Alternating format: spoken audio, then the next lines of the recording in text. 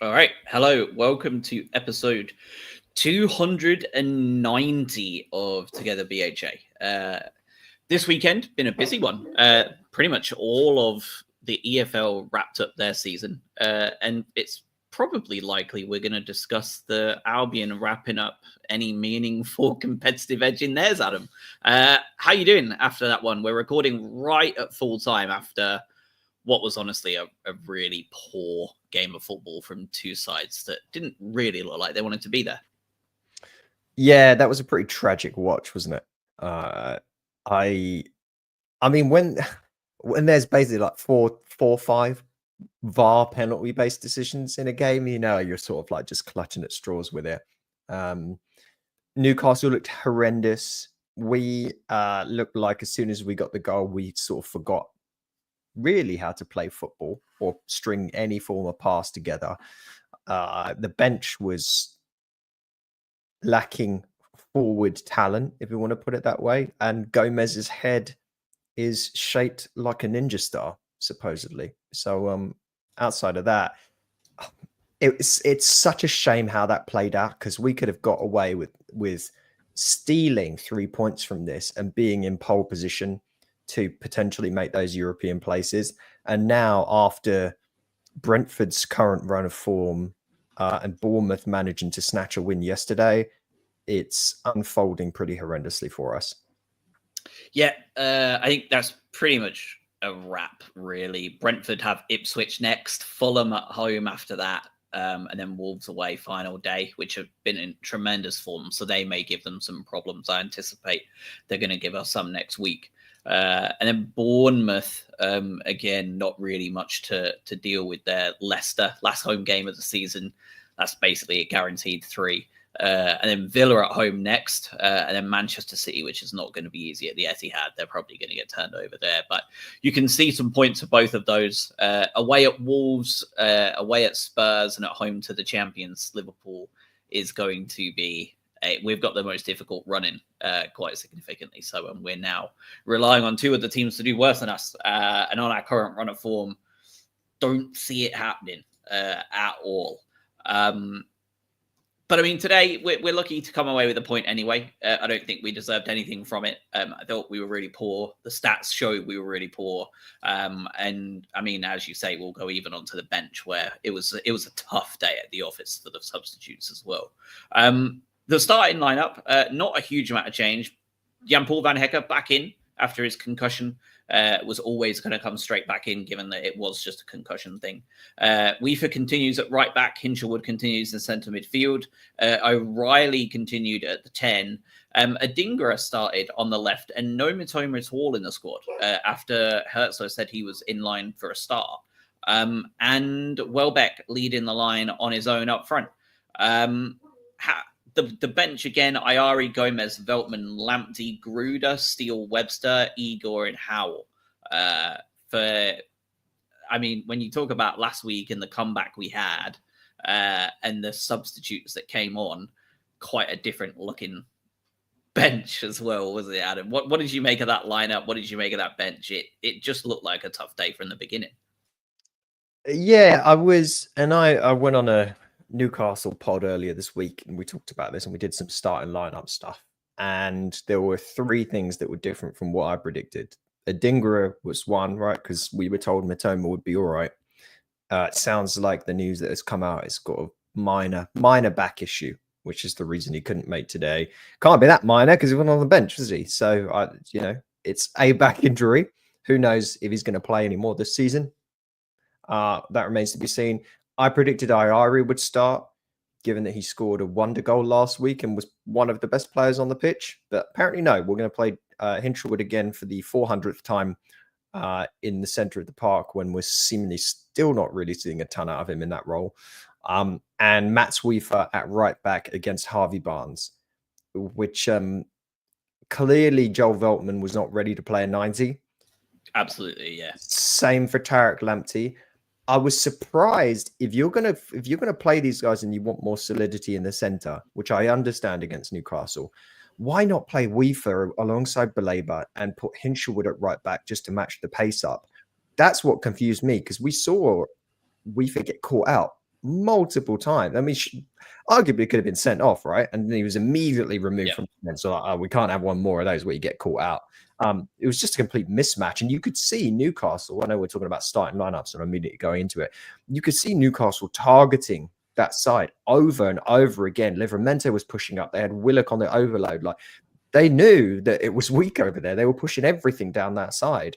So I was a little bit surprised there that we waited until it was he was about to be sent off to make a change. The lack of depth with all the injuries and I guess the suspension in João Pedro's case was hard to see, just because we talked beforehand that if we needed to score a goal in this game, who do we really bring on? And Gruda's the guy that can potentially unlock things, but you're relying on a guy who's not proven a lot this year and is still very unpolished. My big question is, if Danny Welbeck's unfit, which statistically he is, right, in his career, who are you playing up front? I mean, you're not, right? Like, you don't even have like an Enciso type guy. There's no one. Go out there and do something. No, Gruda? There's no striker at all. O'Reilly? Which is a little bit rough. Yeah, I mean, no, like, of course not. Like, O'Reilly didn't do anything in his position of strength today. And I really do think Welbeck is as much to blame for that as himself. Like, because there's just no chemistry there at all. Like, I've never seen a 10 and a 9 so out of chemistry as I think I've ever. Like, it was just, and we talked about it last week, even though we won, like, those two were way off. But let's start with the positives. And I mean, that is the first half an hour. I thought for the most part that we came out and started pretty well. They had about 90 seconds of attack in that first kickoff. And after that, I thought we actually did really well. And most of our stats back that too. Like, we pretty much dominated them. The problem is they kind of allowed us to dominate them too, didn't they? Were you surprised at how much Newcastle sat back in that first half an hour? They are a team that we've talked about time and time again, that their press for us especially is just oppressive. Like, it suffocates us. And they sat back pretty nicely today and allowed us to play some football in front of them. And I mean, that is ultimately what led to that goal on half an hour. Robin, do you think this is the season catching up with them with their high intensity pressing, or do you think this was a tactical thing from them and hoping to hit us on the press counter? Because if it was, it didn't really work either, to be fair, did it, in that first half hour? Yeah, I'm with you, because that is their great strength, is that they do tend to just work harder than everybody else. I don't know, maybe the lack of Joe Linton maybe attributed to that, because he is the one, I know we've talked about him before, he seems to be the one, similar to Jorginho for us, who seems to trigger the press and be the underlying energy that sits behind it. And Joe Willock is a good player, but he doesn't have that same level of energy. So I wonder whether you can attribute it in a large part to a lack of Joel Linton. I was quite confused about. I know you said they sat back a fair amount. They still outpossessioned us both halves, and I'm quite confused by the fact that when we played them in the FA Cup, we had a lot of the ball in that game, if I remember correctly. I'm trying to bring up the stats here, especially in the first half. I think we completely had the vast majority of the ball. I know it's a little bit different at their ground earlier in the season, but I think that's the missing piece where we decided that we leave out Ayari. He really does start to make things tick for us and be able to move the ball around a little bit more comfortably. I thought in the first half as well, Baleba was not having his best time, despite the fact that Newcastle weren't pressing at the same level as that you were talking about. And I agree with you, Robin. Joel Linton's a massive miss in that regard for them. But yeah, it was a curious game of football where it very much felt like neither side wanted to really ruffle any feathers, for want of a better phrase. Yeah, it started slow, but I thought we were obviously the better side. The stats show it too. We had more possession for once in this game. We out-dribbled them by a crazy amount. We basically just did everything better than they did, and they were so passive. And then comes the goal. Yankuba Minte enjoys scoring against his old club, doesn't he? That's another one for him. And this one, I think it's best of the lot in terms of the ones he scored against Newcastle this season. First of all, what a beautiful pass from Weaver. No look, kind of just immediate pass through into Yankuba Minte. And then after that, like everything Minte did was right. He almost looked like Trossard, but on the wrong side of the pitch, you know, where he just keeps cutting across before bending it in. It felt very much like that. I thought he played really well today, and I think he deserved that goal. Celebration was fun, didn't really do one, and then kind of seemed to get more annoyed at maybe being abused by the Newcastle fans, and then started kind of pointing to the badge as if to say, like, they're the ones who gave me a chance, F off. Like, I don't know, like there was a bit of diciness at the end, but I thought he played really well for the most part. And it was a superb goal, wasn't it? But just absolute class finish, and Minte in general is looking to become the right winger we've been seeking for a while. Well, I think we said this before, right? Where he started off the season really exciting, fell off a cliff, and became a bit of a liability. And suddenly it has come into his game towards the tail end of the season. And I think if you're looking for a positive as we go through this run of what's been broadly like a run of quite poor performances for the most part, he's continues to be a real top tier option for us. He was the best player on the pitch today, and the composure that he showed in the box there to get that shot off was fantastic. He would not have done that in the middle of the season. He would have snapped at the shot and it would hit the defender. And he's come leaps and bounds on for me. I'm very excited about him next season, especially when you've got a fit Matoma, him on the right hand side, and you've got your routers back and everyone else in play.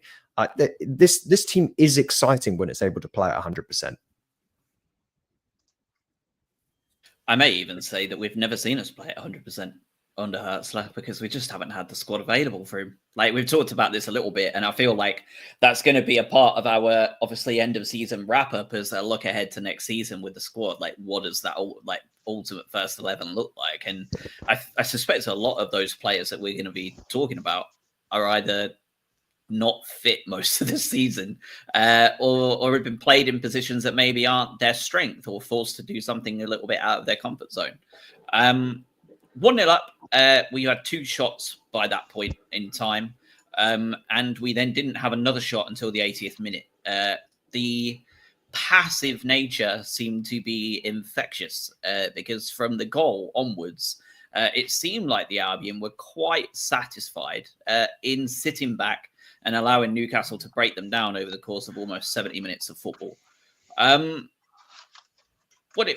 What did you make of the tactics today? What did you guys make of well, I mean, maybe it wasn't Hertz's decision. Maybe he wanted them to keep attacking and they just didn't, right? Like, we saw that under De Zerbi a few times where he was like gesturing them to attack and they just didn't. Like, I don't know why.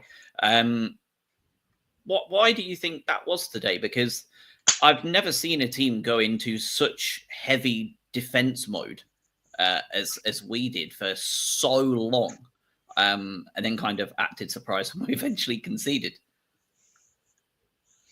Robin, what do you think? It was difficult. I mean, I think definitely what Josh alluded to earlier about the lack of cohesion between Matt O'Reilly and Welbeck. When you've got that consistently, it kind of breaks the rhythm of the attack. And then you've kind of got what we've said about Adingra before, which is he had a couple of really good opportunities between kind of 45 and 60 minutes where he could have taken on his man, and there was acres of space behind if he'd have taken it on. And he kind of cut back inside, played a pass, and then we kind of recycled it and lost the momentum. It's a bit of that. So I think it's probably that the most likely thing is it's the kind of the personnel issue, the kind of not having the partnerships on the pitch that we've had when we've looked our best from an attacking point of view. I think I definitely think there's a lot of that. I mean, we just couldn't put some passes together. That was the thing that was killing us. And I mean, we should probably talk about Matt O'Reilly, because in the way that we play in our system, that 10 role is very, very, very important, because it dictates whether we spread the ball out wide, whether we're able to funnel it into Danny Welbeck with its back to goal and create some more opportunities. And which is why you see players like a João Pedro be so important when we play well. Matt O'Reilly feels like he's just running through treacle a lot of the time. His pressing was good. I thought he was good defensively in that regard. But going forward, creating opportunities, making stuff happen, it just wasn't there. Now, we've got to caveat this by saying that even without Joelinton, the combination of Tonali and Bruno Guimaraes is probably the best pairing of central midfielders in football, at least, in the Premier League. So let's give them that. But we've not seen it out of him just yet. And as you say, the ball goes out to Adingra. I don't know whether I want to blame Adingra here or whether I think it's based on our tactics and management because Matoma cuts back so much. We've seen that so much this season. He used to always go down the line and try and make something happen. And how many times have we said this season where he just cuts back inside and passes the ball back to Purvis or passes it inside? There's something they're being told about recycling the ball there that is different from what we saw previously under De Zerbi, at least. But at the same time, you know how I feel about Adingra. It's not my favorite player. O'Reilly actually had more defensive contributions than offensive ones today. Yeah, it doesn't surprise me. You could see that. You could see that. Yeah. There's definitely a good player in there. And I think, again, we caveat it by saying he's not, the whole season, he's not played an awful lot of football. And he's had a lot of stop-starts. He's not really been able to get into that momentum. But right now, it seems it's more like the speed of thought doesn't seem to be there. You can kind of see that he's getting towards the right decision, but it's just taking a bit too long. Now, part of that is going to be the Premier League is faster than the SPL. So you don't have as much time on the ball to make those, to take your time over those decisions. And, he's just not had the football. So, it's just... it's a little bit frustrating because obviously he's had a run of games relatively recently, but I think we need to see more from him. Crawley destroyed his season. Yeah, it did. I mean, it ultimately did because I think there was a lot of excitement, a lot of fanfare when he arrived, and who knows if he'd have been able to get into a proper head of steam at that stage of the season where he'd have ended up, and whether it's knocked his confidence. Having an injury like that, it might do that you're a bit more reticent to put your foot in if you've been clattered and ended up with a broken ankle. I don't know. There's all sorts of factors, but I think he's one who kind of needs a very good pre-season and a kind of a reset button to be pushed, I think. Yeah, I mean, 63, 70, 65, 82, 90 is his last 5 games of minutes. Prior to that, it was 6, 1, 6, 45. It's just been nothing. He's just not played any football. For me, I'm perfectly happy just rolling him out there for the next 3 games. That's fine. Let's get him up to speed. You ain't got many other options. Well, I mean, the other option is Gruda, right? Because whenever he comes on, he seems to make something happen, but whenever he starts, he seems off it. So, I mean, there is that issue there as well. That's another player that doesn't seem to be up for the pace of the game until players are fatigued. On the other side, he's got the spark though, doesn't he? You can see does. He has the spark, and that ball that he played in for Gomez with a set piece, top tier. But I'm very excited about Gruda over the next couple of seasons. I can't say the same about Matt O'Reilly yet, just because we haven't even seen that. Oh, okay, wow, look, that's capable, making a bunch of mistakes. He's not doing it for 90 minutes or however long he's playing for, but you can see that with Gruda, not with O'Reilly just yet. Yeah, I agree. Went very passive after that and kind of just cruised to half time. Did we have a penalty shout in that gap between our goal and half time, or did they all come in the second half? Remind me. There were too many. I think all in the second half. If we did have one in between it, it's clearly very memorable and controversial. Yeah, I'm trying to think, and all I can think of is the other ones in the second half. O'Reilly should have had a penalty in his defense. Yeah, I mean, I'm so bored about talking about refs, and Pawson especially feels like. Whoa. denominator in these refereeing discussions. I thought he was just absolutely appalling again today. At every point in the decision-making process, he was wrong. Dreadful. I mean, I think it's the worst. It's the worst one since that Spurs away game under Stuart Atwell. It feels like this is just football under Pawson, though. Like, I truly do. I feel like I feel like that when I'm watching again. If I'm watching Bournemouth versus Fulham next week and Pawson's reffing it will be this. I will have the same complaints, right? Like, it's not like a blue and white tinted specs on here. Like, if his name is on the game or VAR, he is one that stands out to me these days as one that I expect will do something unbelievably dumb in 90 minutes of football one way or another. And he delivered today, didn't he? Because every single decision except for that last one, he got wrong and VAR had to intervene. Every single one. It feels like he's deep state in that he's been put in there to prove the value of VAR. But go out there, mate, and just be as shit as possible at your job.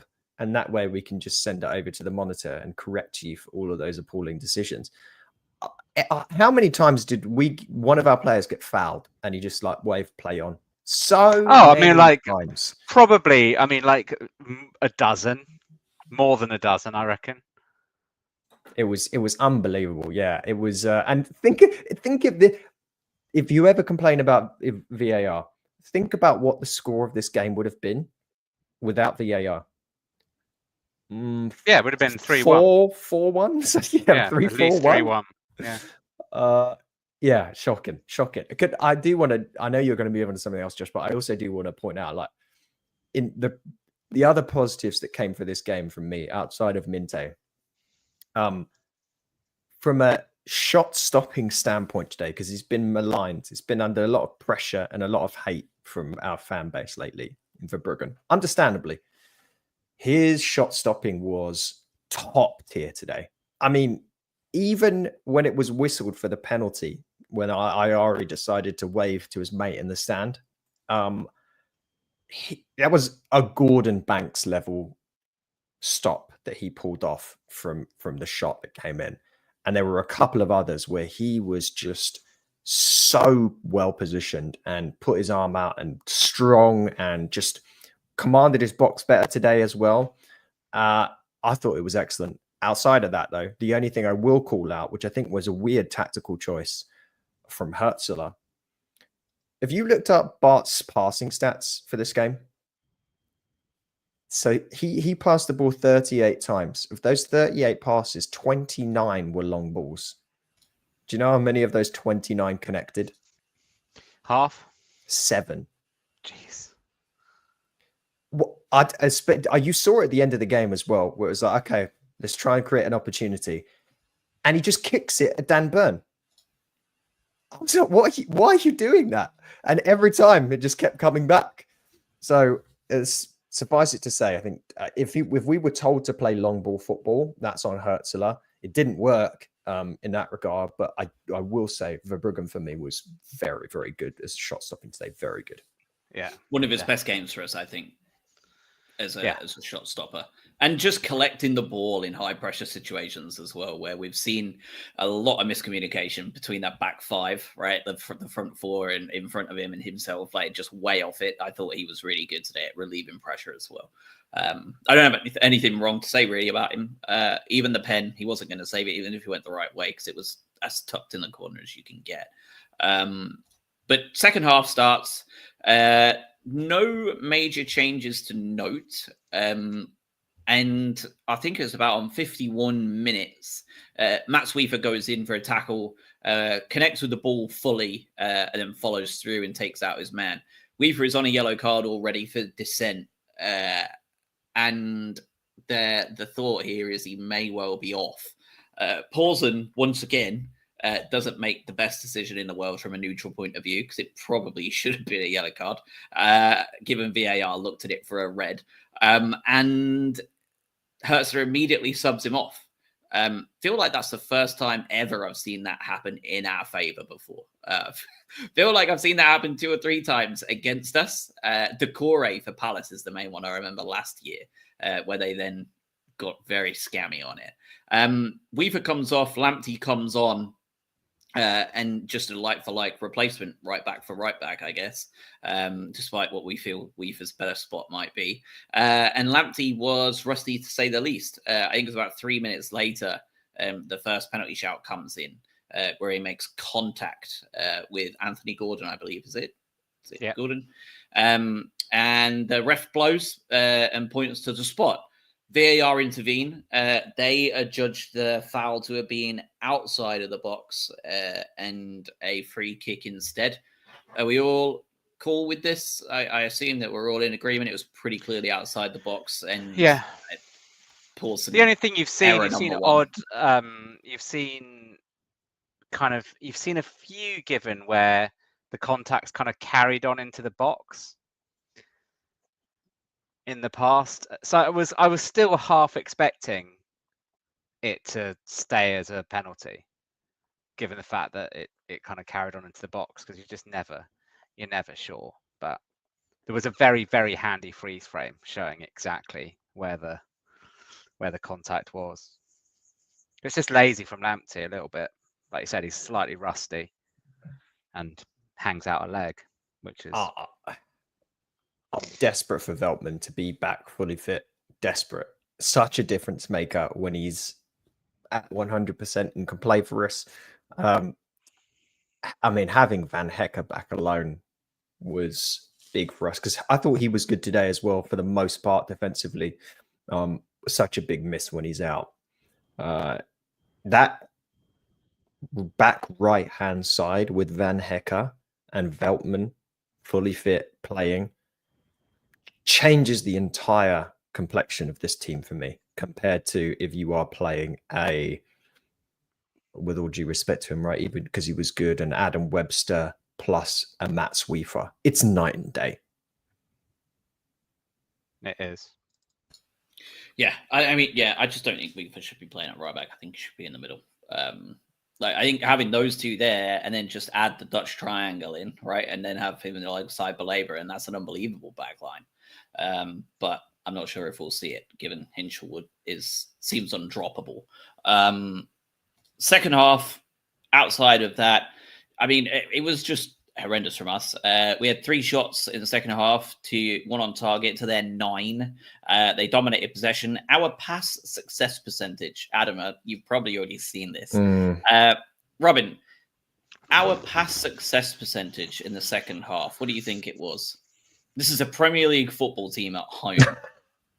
I mean, I would be amazed if it was higher than 25%. Oh, it was miles higher than 25%. It's got to be higher than 25%. Come on, we'd have lost 6-1. It was. We had a 68% pass success rate in that second half, which is lower than most of the bottom 3 have had all season. It is just poor, really poor. And they just outplayed us in just about every aspect because we allowed them to. We made a couple of subs around the 70th minute, which was desperately in need, wasn't it? We were way under the cosh. We took off Hinchelwood and Adingra and bring on Ayari and Veltman. We moved Lamptey to right winger. We moved Minte to left winger. Veltman slots in at right back. Ayari takes the role in the middle alongside Belaber. And we then get to the second penalty incident, where Joe Willock, who for me was the worst player on the pitch today, quite severely. He looked absolutely crap. Bursts into the box, bursts past Van Hecker, and then throws himself to the floor.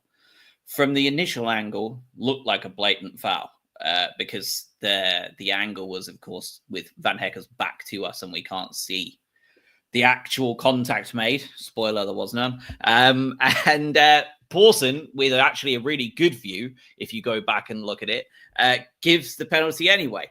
And he once again points to the spot, and VAR once again take a look. What were your 2 thoughts as they were going through that VAR check and Craig Pawson's second penalty given of the day that got overturned? I mean, I'm with you in that, like in real time, real speed, it just looks like a penalty. Like even the Sky commentator said, sort of slightly jokingly, "Oh, there's no way that one's going to be overturned," and then Amusingly, it clearly was. Yeah, I mean, it's really straightforward when you see the angle correctly.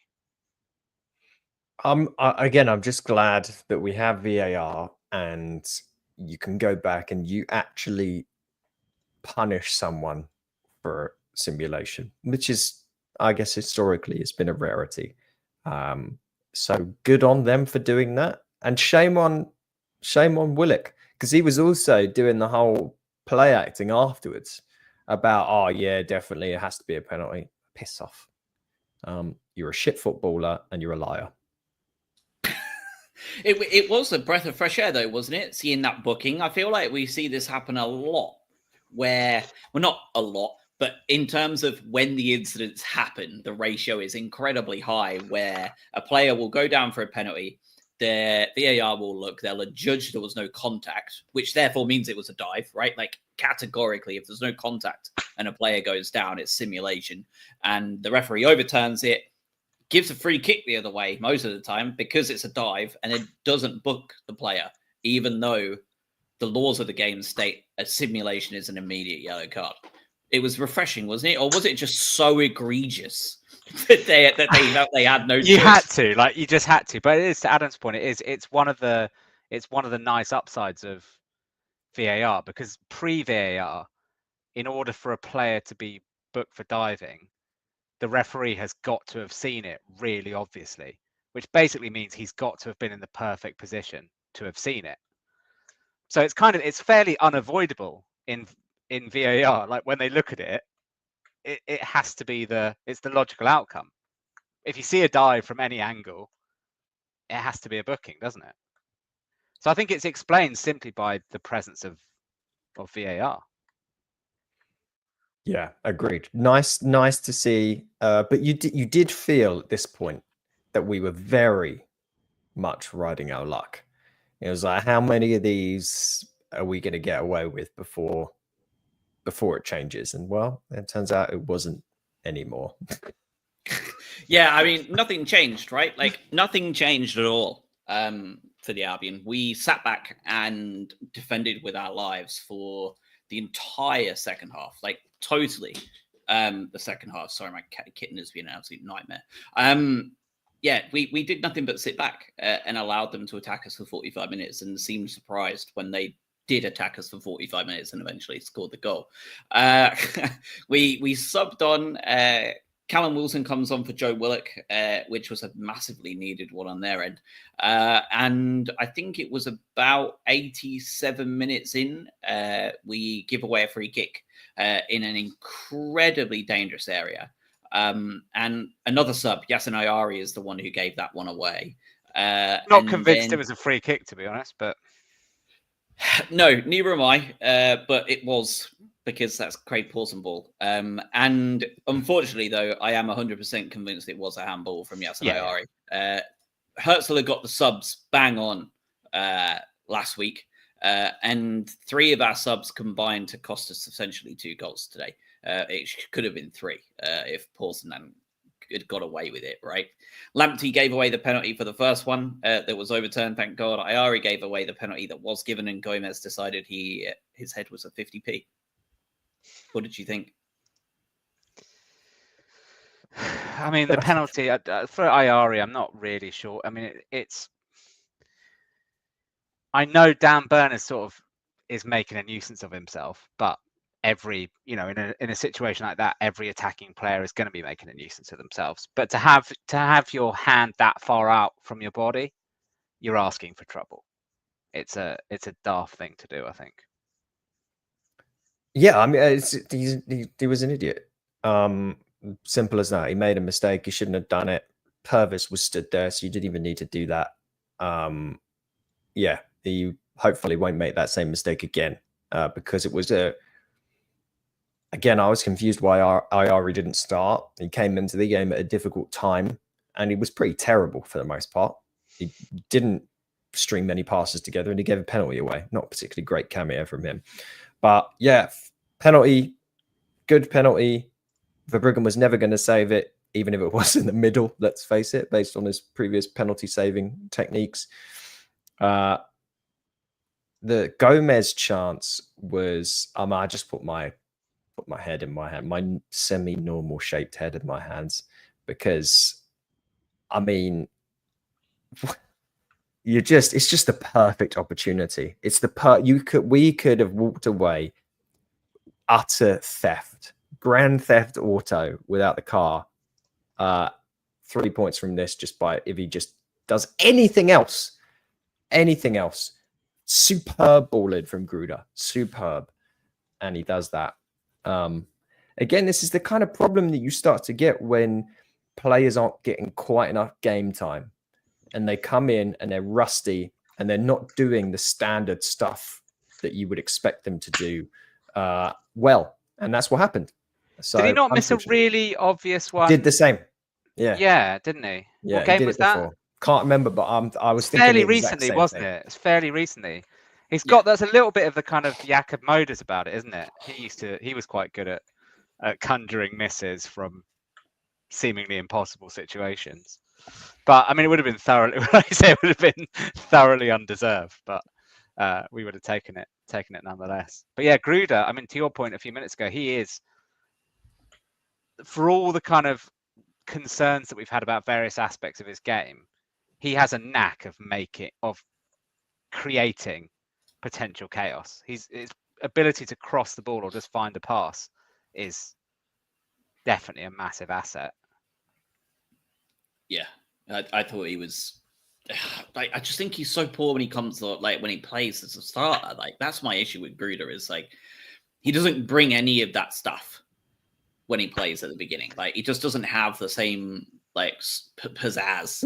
Like, and it really does feel like it's because he's playing against fatigued players, and that's where his level's at right now. Like, obviously it's going to get better, but it feels like that's where he's at right now. Like, he's solely in impact stuff. Like, because I mean, he did it against Newcastle in the cup as well, right? Like, he was the one who led the counter attack to score the goal to win it. It's just, I mean, whenever he does start, it's so quiet. It's the opposite to Ayari, isn't it? Where Ayari's just said he looks much more comfortable when he starts a game and he's able to kind of settle into it. Whereas when he's flung on in a situation where he doesn't have a few minutes to, you know, kind of get the speed of the game and see what's happening, he's not quite as good. But then that's where you need the manager to be aware of that and to, you know, make those kind of decisions. Yeah. A point shared in the end pretty much pays up our European campaign, I think. We are technically only a point off 8th, but the remaining 3 fixtures for all of us is it's not kindest for us. We by far have the worst run between the 3 of us. So I would imagine we're a bit crocked for that. Who was your man of the match today, Robin? Well, I'm not going to agree with the Amex match day sponsors who gave it to Matt O'Reilly. Did they? Yeah, they did. They never. I don't think they've ever got a man of the match right. I don't think they've ever watched. Going back into history, that's just Matt O'Reilly was today's Amex. Matt O'Reilly, of all the players you could pick. Yeah, I think it's got to be Minte, really. I mean, Baleba had certain parts of the game where he was just absolutely ridiculous. But he did have a kind of fairly anonymous spell, 20 odd minutes in the second half. I think probably Minte really. It's got to be Van Hecker, like you said, Adam, is up there with a mention, but Minte in a game with not that much quality and not that many shots, the one who scores the goal is always going to be high up there. Yeah, this was a tallest midget scenario for me. It was Minte. Purvis was decent, but that was all she wrote, really. Yeah, we've given Purvis a bit of a hard time on this podcast a few times this year, but I did want to call out that he actually had a really good game, and the stats actually backed it up. It felt like I was like coming into here and I was like, I'm going to look it up, and he was actually dog. Like it just looked like he was good because our right side was absolutely hammered so much, but actually no, like he actually delivered defensively pretty much more than any other player. And with the exception of Weaver, who wasn't far behind him either, who played really well, I thought. Yeah, for me though, I agree. Like it's against Minte player. He was the only one who looked like he was. I mean, I'd like to call out Balaba's little run in the second half. Yeah, it was really nice. He just kept going and was just like, "Oh, there's nothing on. No one's making themselves available. I'm just going to keep going." The thing with Purvis is the context, though, right? For me, Jacob Murphy is absolute toilet as a football player, and I know he's got some good performances recently, but it probably helps that he was up against. And Ashley Barnes has been in stonking form, so trickier for Weaver on that side. But yeah, he wasn't on it today. Yeah. What do you make of this final three? Wolves away, Liverpool at home, Spurs away. Where does it how many points? I mean, it's difficult because Liverpool, not really sure what we're going to get. I guess we might have a look today to see what kind of Liverpool we're going to see. They're already losing. Are they? Oh, good. Well, I think Liverpool, we don't really know because, like, if they really have already won, like, obviously they won the title. Is it even started, or have I made that up? Started at 4:30, did it? No, you're correct. They're 1-0 down to Chelsea. Ento scored 5 minutes in. I mean, it's one of those situations where you can probably make just as good a case for us getting 9 points as you can getting 0 points. I think we're going to get 6 or 7 points out of these games. Yeah, I mean, when is Spurs? Yeah. I mean, obviously, when does the Europa League final before the Spurs game or after? I believe it will be after. Europa League final was May 21st, and our game against them is May 25th. 4 days after. They're either going to be drunk or utterly miserable. Yeah. I cannot think of a game that is going to be more delirious than us against Spurs on the final day of this season, because potentially both sides will have nothing to play for whatsoever. Both will be broadly disappointed. Obviously, Spurs in a completely different league of disappointment than where we would be at. And this was a chaotic game when we played them last time, and it has the potential to just be like 6-8. It's going to be a nonsense game. I'm looking forward to that one. Yeah, I'm with you. I think I'm going to say 6 or 7 points. I think that would be lovely. Do you think that'll be enough to get us to 8th place? Nah. Well, who have Bournemouth got? Bournemouth and I guess Brentford are the two we need to be looking at because they're both ahead of us.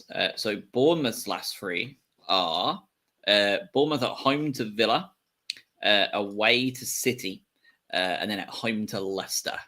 Oh, so I mean, 3 points for them. 3 points for them. So actually, yeah. And then Brentford. And then Brentford away to Ipswich, at home to Fulham, away to Wolves. They're going to get 6 points. Yeah, I mean, it's going to be, that would put us in if we were to get 6 or 7. I think it's going to be very tight. I think it's going to be really, really tight. Wolves next. Their run of form has been absolutely bonkers lately. They have been on a hell of a run since about February. Have they not been playing everyone that's kind of down there, though?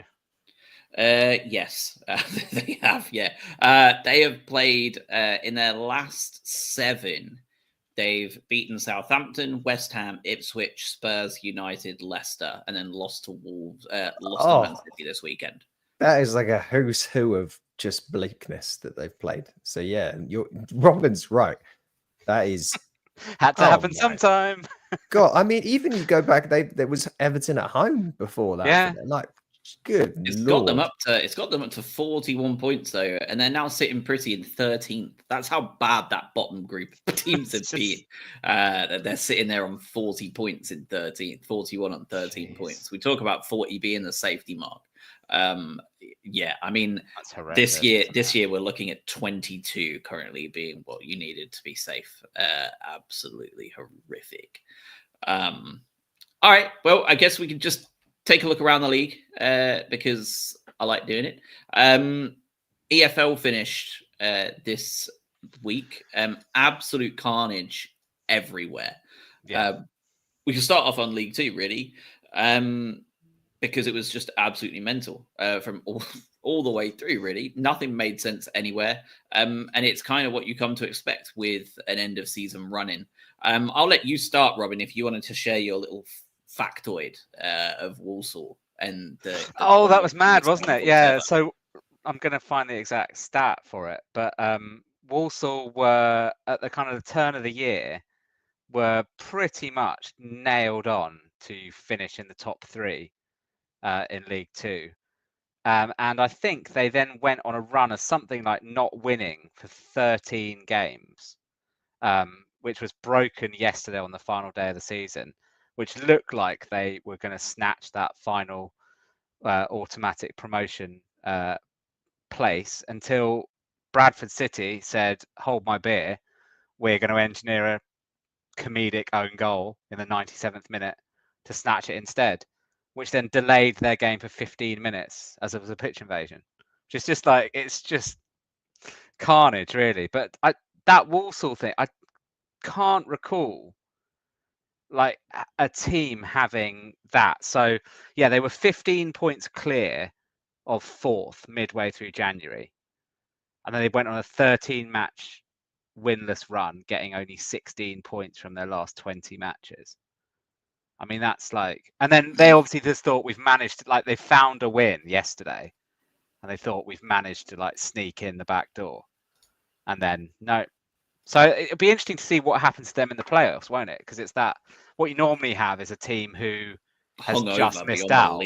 But obviously they've already been through that, and they're now kind of, in theory, they're sort of on the upward curve. So I don't know what's going to happen. But they've had their like hair of the dog. They should be buzzing again now. They should be It can't get any worse. Yeah, exactly. I don't know.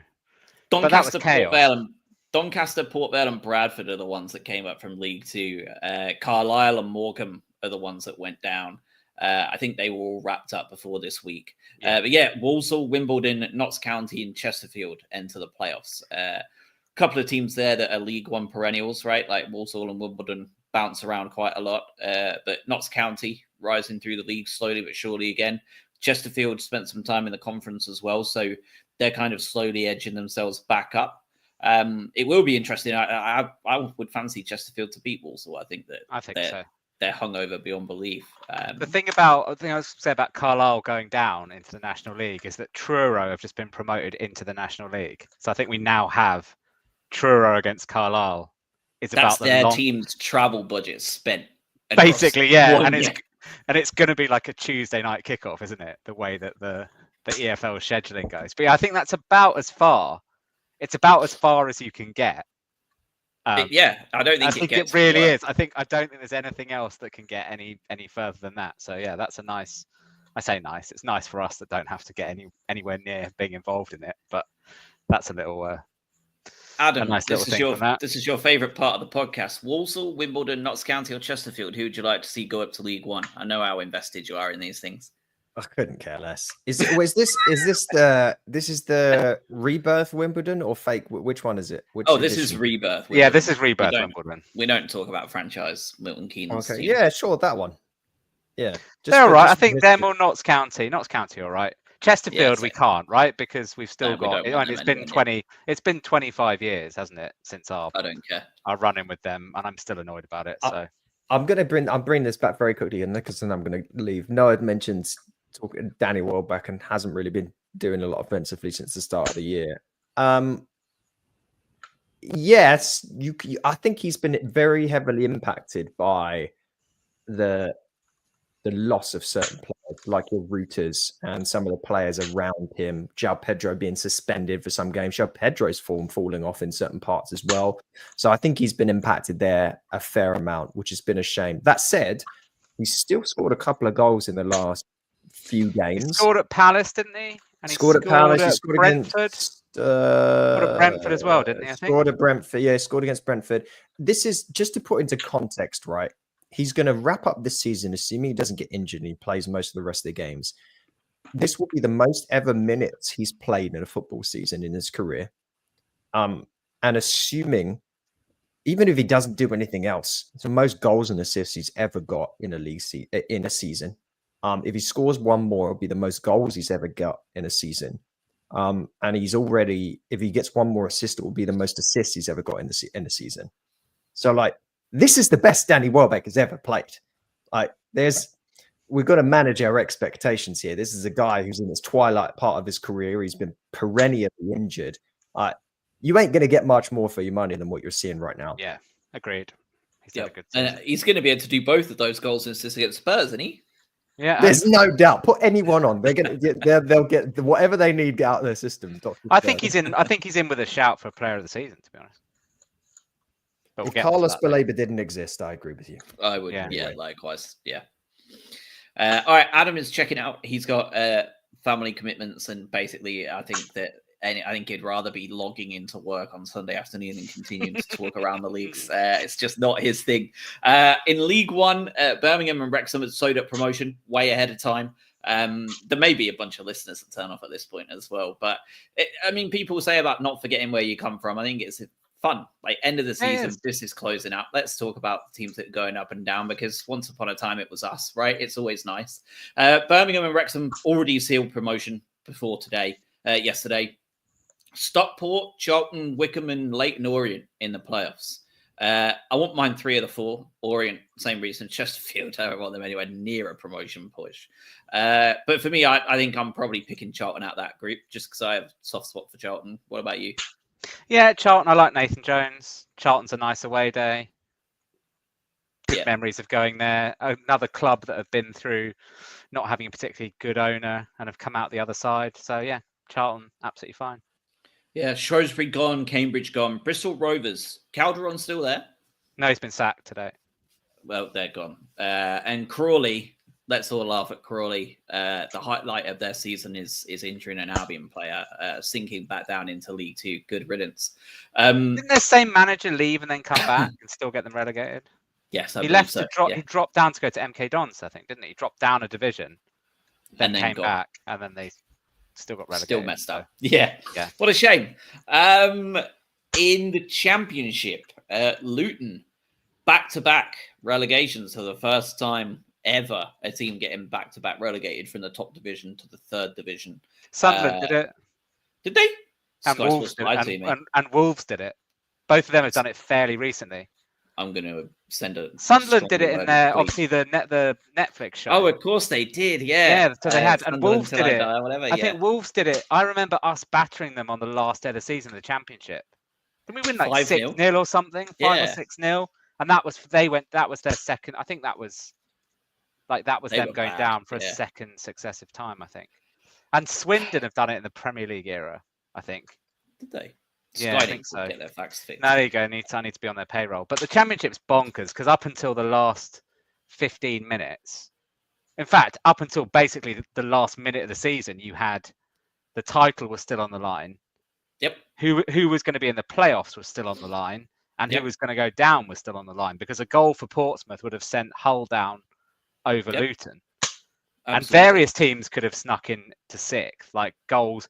Blackburn missed an absolute sitter at the end at Sheffield United, and that would have seen them get the final playoff place ahead of Bristol City. It was bonkers that, and I think I said this on our group, but the obviously now Sunderland playing Coventry in the playoffs. They have probably the weirdest rivalry. I mean, people talk about like Brighton Palace being a slightly weird rivalry, right? Sunderland and Coventry have a weird thing that goes back to 1977. And I had to look up to it because I've got a few. So 1977, Adam would be like, he'd be comatose on the floor at this point. Oh, yeah. But 1977, the final day of the season, Sunderland were in the final relegation spot in whatever division they were in at the time. Coventry and Bristol City, who are obviously also both in the playoffs this season, they were occupying the 2 spots above them. And Coventry and Bristol City were playing each other on the final day of the season. Because of ground congestion, the Coventry game kicked off 15 minutes later than the Sunderland game. So by the time Sunderland's game had finished and they lost, Coventry's game still had 15 minutes to run. So Coventry and Bristol City both found out the score that Sunderland had lost. They were drawing 2-2 and both realised that if neither of them scored, then they'd both stay up and Sunderland would go down. So then just did nothing for the last 15 minutes of the game and relegated Sunderland. Which do you think these days, can you imagine a scenario where they let one game like that kick off, 15 minutes beyond the other one? So I do have a lot of sympathy for Sunderland in this scenario, because you'd be really irritated by that. I know it's 40 odd years ago, but I think on top of that, Coventry have basically beaten them every time that they've played them since then. So that would be a really interesting, and obviously the fact that Bristol City, the third team in this kind of this slightly weird trio, are also in the playoffs as well. I think it's quite a bit of a quirk of how these things get thrown up. So yeah, that is cool. So Luton, Plymouth, Cardiff gone. Plymouth and Cardiff were gone before this week, of course. Yeah. And then, as you say, Sheffield United, Sunderland, Coventry, and Bristol City in the playoffs. Leeds champions after a stoppage time goal. Burnley second on 100 points is absolutely nuts, isn't it? Scoring 100 points in a season and not coming top is just absolutely mental. And the clean sheet thing as well, didn't I mean the number of the goals conceded is absolutely ridiculous, isn't it? I mean, I think they kept didn't they keep 16 clean sheets in a row or something like that from Christmas? It was bonkers. And I think it was nearly, was it 30? Is it 30 clean sheets overall, or 31 clean sheets overall? It's around that. Yeah, it's absolutely insane. I think they were one away. Did they keep a clean sheet on the final day? No, they didn't. Don't think, did they? Had they, I think they'd have broken the record. I think they were joint. I think they're joint first as it is. But I think had they kept a clean sheet on the final day, then they would have. They would have been out in front on their own. But the playoffs will be really interesting. Like Coventry, I quite like Frank Lampard. They were obviously they were a kick away. They lost to Luton, didn't they? They did. Yeah. The playoff final a couple of years ago. So Coventry would be all right. Bristol City would be good just for someone new in there. Either of those two, I'd be quite happy with. They've been knocking on the door for a few years now, Cov, haven't they? It feels like sooner or later they're going to squeak their way in. And I mean, you can't say they don't deserve it. They keep finishing there or thereabouts. Interesting, though, we talk about the gap between the Championship and the Premier League. I got a fact today, and I made a note of it as soon as I saw it for this pod. Since the second tier expanded to 24 teams in 1988, statistically speaking, Coventry are the worst team to ever come fifth, and Bristol City are the worst team to ever come sixth. Any other season, neither of those would have been in the playoff picture today. So we talk about that gap between the playoff for the Premier League and the Championship. It feels like we are seeing more and more parity around the league in the Championship, with the exception of those coming up and those going down, right? Like those insane top two scores and those teams at the bottom of the league, who most of them had come up, right? Other than Luton sticking out like a sore thumb. It looks like the rest of the Championship is condensing more than ever. And those teams that are coming down more recently from the Premier League are using those parachute payments to huge effect and seem to be like a Championship 1.5 almost. It's interesting. It's which worrying. I think it makes what Oxford did this year quite impressive. Yeah, because they came up and survived fairly comfortably as a team that I don't think had been in the second tier for 20 years or something like that. So they had always the big step up, isn't it? It feels, I think you actually said it last week, that the conference to League One almost feels not a huge difference. And then you hit this brick wall of like 12 ex-Premier League teams and like 7 or 8 other teams that have had such a long foundation in the Championship now, like your Millwalls and stuff, that are so hard to compete with. That if you're not a Wrexham or a Birmingham with a shit ton of money, or Stockport, right? If they come up, they've got a lot of money behind them as well. Like, if you're not one of them, you're in big trouble. Like, I mean, if Wycombe come up, I imagine Wycombe will probably go straight back down. But it's going to be, I mean, next week is the most fun time in the EFL for me. Playoff season is my favorite. It's carnage, isn't it? Hated being in them. Passion. Hated them. Most stressful thing to watch. Because we generally did badly, other than 2004. We did bad. Like 91, we lost, and then obviously the Championship ones, we lost all of them. So I think I've had more. You don't like it. I think I had more years took off my life with Virgo's equaliser than I did watching us lose against Derby and Palace. Though, I think I literally, it was so stressful. Was it last season as well that you had? Was it last year that Sheffield Wednesday came back from losing the first leg 4-0? Against Peterborough. Yeah. Was that last season? Was that season Unbelievable. It before? was last season. So that's why, like, the playoffs is just mad. But to your point, like, finally on the championship thing, you've got to look at the teams that have missed out not being in the playoffs. So you've got, like I said, Millwall have been there or thereabouts. You've got West Brom, who are, again, have been in the Premier League a few times. Middlesbrough didn't get in. You've sort of got Sheffield Wednesday, who feel like they're probably going to have a go at it at some point if they can get a capable owner in charge. But it's a really difficult division. And I say it's borne out by the fact that, as we said, basically every up and down and potential up was still on the table until the final whistle blew. Bonkers. I think the teams coming down as well this year, your Ipswiches, your Leicesters, and your Southamptons. I don't see any of them, with the exception of maybe Leicester if they spend well. And I'm not sure they're going to be in a position to, right? Because the EFL are going to come knocking with their fines. I don't see any of those being like Burnley and Leeds this season. I think it's going to be, we talk I'm now contradicting my own statement 4 minutes ago of like the gap between those coming up and down. But I think we're now going to see an absolute cluster. Like for a team like Coventry, if they don't go up this season, they've got to look at next one as like, this is the season we need to maybe spend a little bit more than we're allowed and really effing go for it, because next season is going to be massively competitive and the teams coming up are all uber rich by League One standards. So they will all Birmingham spent like 30 million or something. Yeah. League One. And Wrexham are like, we've all know Wrexham's stories. It's plastered everywhere. So if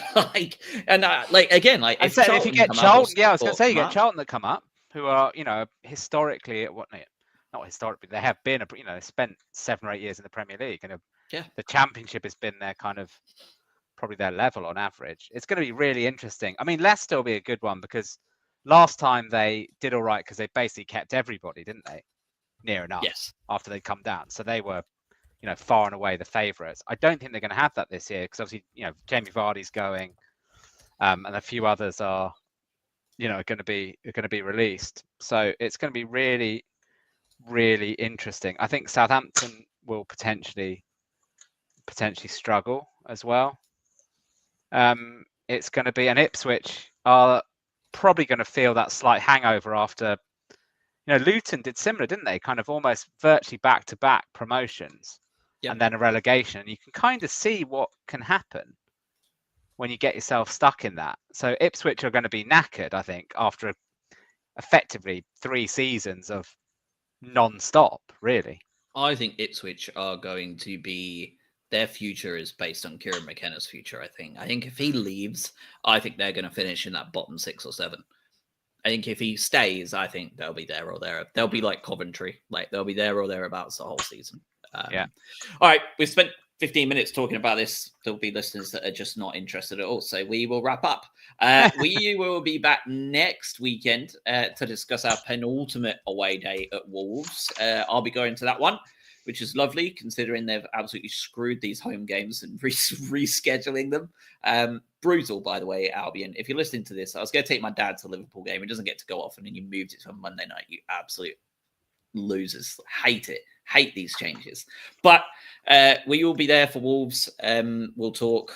Well, who knows what will happen. Like you said, they've played some really poor teams in their unbelievable run.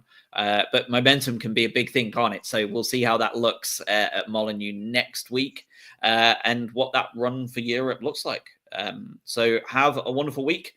Short week for those of you in the UK. Enjoy it. For those of you elsewhere, have a great week as well. And we will speak next time.